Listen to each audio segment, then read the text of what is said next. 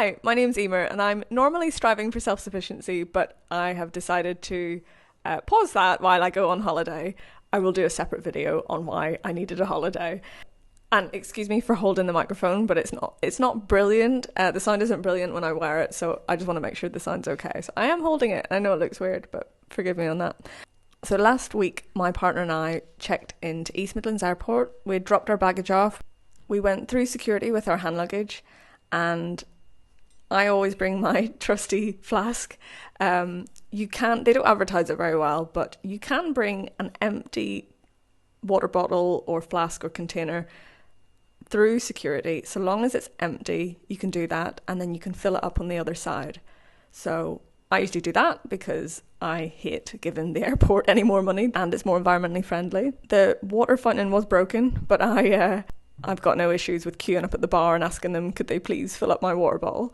So I'd done that. We had settled in the airport lounge, just in the seating area of the airport, and not too far into sort of like getting settled and sat down, it went quiet, and I didn't really notice, but the lights went out. We were sat by the window, which is why I didn't really notice, and they must have had some backup generator, because a voice came over on the tannoy to say that there was a power failure throughout the whole airport site, and just to bear with them, they were looking into it.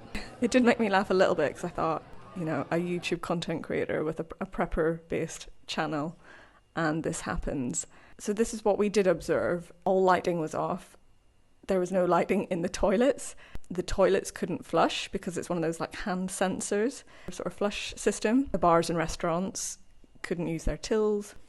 I did sort of wonder what was happening on the security side of things. So I kind of thought, are they going to lock down the airport? Nobody in, nobody out, or maybe just, let people go. So things were going through my head. We had enough water short term.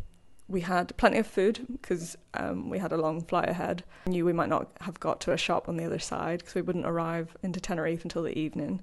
It just made me realise how vulnerable you are when you fly. You're restricted with how much hand luggage you can take. My partner had a small backpack. I had a little hold all. They leave you really vulnerable, to only have like 500 mils of water. Of course, we could have bought more as soon as we arrived. You're restricted with what kinds of things you can bring through security. Even to the point where I didn't bring any MRE pouches because I thought, are they going to be funny about it? So I didn't risk it. They had plenty to keep us going for a day. The water situation could have been better. So I think in hindsight, maybe once through security, fill up our flasks, but then also buy more water might be an option. I was also thinking about how would we get home? So we were both wearing trainers. My partner's footwear could have been better. They weren't good. He wasn't wearing good walking trainers. I was wearing quite supportive running trainers. My partner's parents dropped us off at the airport. So they had our vehicle. They had our house keys and car keys. They didn't live too far from the airport, so we knew that. I just thought, if they closed down this airport, how would we get home? Thought, well, their house is closest. We would just find a way to get to their house, whether that's hitching a lift, getting a bus, whatever. I just thought, well, we'll make it onto the road. We'll find a way. So different things were going through my head. Would I do anything differently next time I travel to an airport? Yeah, I didn't wear enough layers that day. I think I wore the zippy hooded top you might see me wearing in other videos. I didn't bring a coat. And I think that was silly. I think next time, even just a rain jacket, just another layer would have been really helpful. Next time, fill up the water straight away and buy a spare bottle of water. I had some basic medication with me, but I didn't actually bring my first aid kit. And I do have a mini first aid kit in my bug out bag, but I didn't bring it with me. So I did think, if there was an issue, I had no bandages, I just had the basics. I think I brought plasters, paracetamol, ibuprofen, diarrhea tablets. I think there was some E45 cream or something like that. Yeah, wipes and tissues. I think I might have had a spare handkerchief or something. Wasn't really enough. And then we both commented we are going to buy a power pack for our phones because we don't have any. We'd bring chargers with us, but that's not going to help you if there's no power. So I think when I get back, I'm going to order some power packs for us. My partner said next time he's going to wear more comfortable shoes traveling in case we did have to walk home or something. And he wears contact lenses. He didn't carry any spares on him nor glasses.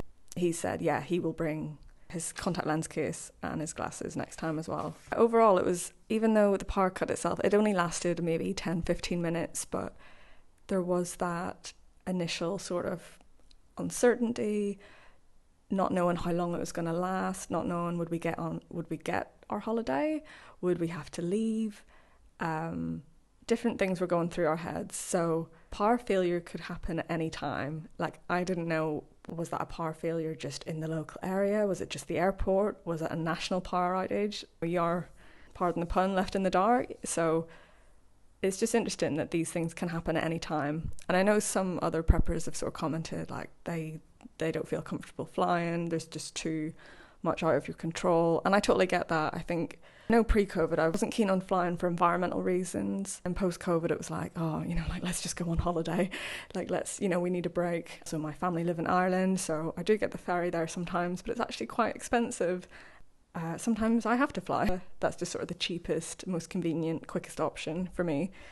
But it does make me think twice, because you are much more vulnerable. You can't carry as much as you want to. You're limited, certain items that you can carry. And you just don't know who you're travelling with.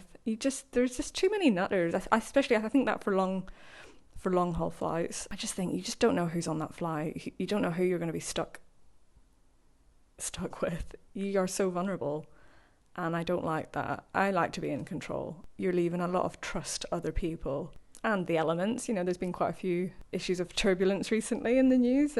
So that's sort of where my head's at the minute. I thought it was kind of an interesting mini incident, and it just got me thinking, so I just thought I'd share. Just a question to viewers and subscribers. Do you still fly? What's your thoughts on it? Is there something you recommend that I pack in future? Is there something else I should be thinking about? This is quite new to me. I've done no research on this either. I know there's I follow Mother Prepper on Instagram, and she travels quite a bit, and she, I think she has had some useful tips on staying safe when traveling and staying in hotels, but I've not actually done any sort of research myself on what I should be packing on when traveling. But if you've got any tips, any suggestions, please let me know.